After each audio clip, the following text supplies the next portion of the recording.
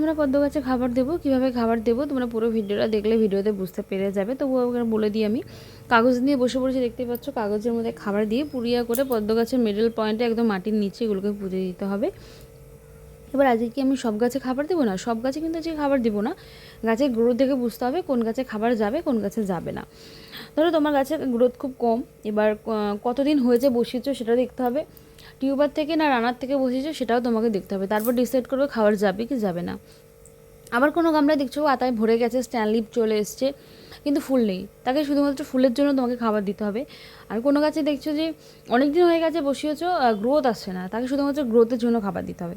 এই ছোটো ভিডিওতে কিন্তু আমি এত বড় করে বলতে পারছি না। তো তোমাদের যদি মনে হয় যে কোন গাছের জন্য কীভাবে তোমরা কী খাবার দেবে আমাকে কমেন্টে জানিও, আমি অবশ্যই তার জন্য একটা ভিডিও বানাবো, যে গ্রোথের জন্য কী খাবার আমি ইউজ করছি বা ফুলের জন্য কী খাবার ইউজ করছি, সেই মতো তোমরাও দিতে পারবে চাইলে। আর এটা আমার ইউটিউব চ্যানেল, তোমরা যারা প্রথম ভিডিও দেখছো আমার চ্যানেলটাকে তোমরা ফলো করে দিও। Thank you.